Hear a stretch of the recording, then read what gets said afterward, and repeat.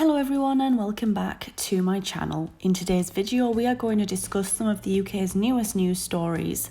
The stories I have for today's video range in topic, but one thing is for certain, they all caught my interest for one reason or another. All of the news stories will be linked in the description box down below for those who wish to read more into them. So with that being said, let's begin. The news story that we will begin with today is one which surrounds a man called Richard Huckle, who is in fact one of the UK's worst paedophiles. He was reported to have been found dead in his jail cell in Yorkshire under what many are calling suspicious circumstances. At the moment, it is thought that he was stabbed to death, however it has not been disclosed yet if the weapon used has been found. Richard Huckle was a photographer from Kent, and after sexually abusing up to 200 babies and young children from approximately 6 months to 12 years of age, he was ordered to serve a minimum of 25 years in prison. At the moment, not much information has been released, but I am intrigued to find out more about what he was stabbed to death with and exactly why this happened. Obviously, this man did some truly horrific things, and so honestly, I don't feel sorry for him in any way. However, as mentioned, I am still interested in how and why this happened. The next story is provided to us by The Telegraph, and it unfortunately reports that a man and a teenager were both stabbed in North London in separate incidents that took place just under half an hour apart. At approximately 10:18 p.m, police were called to Sycamore Gardens in Tottenham, where they tended to a teenage boy who had stab injuries. The young boy was treated both at the scene and then in hospital. Then at around 10:43 p.m, police received a call to attend a similar incident in Herbert Road, Tottenham, where a man in his 20s was suffering from stab wounds. Police are looking into both incidents in deeper detail, but do you think these are connected somehow, or are they really just two completely separate incidents? Moving on now to something a little bit more light-hearted. The BBC have reported recently that there are a number of sex shops based on the A1 here in the United Kingdom.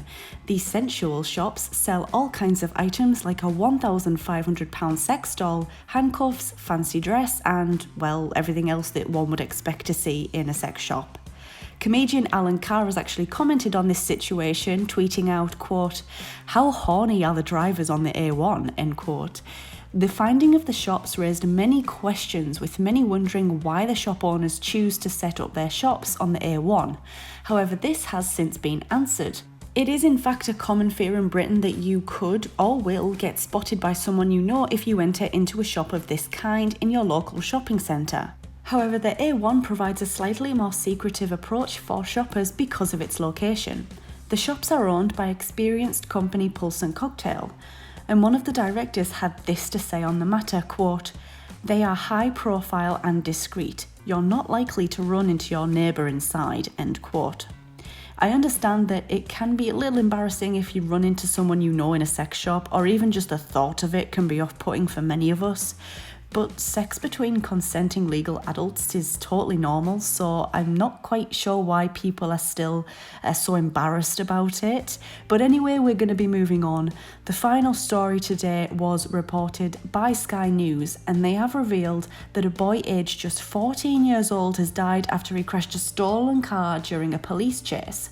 The car involved was a Fiat 500, and it crashed into two other cars in Wigan when police officers were attempting to stop the car at around 1:30 in the afternoon on Friday the 11th of October 2019.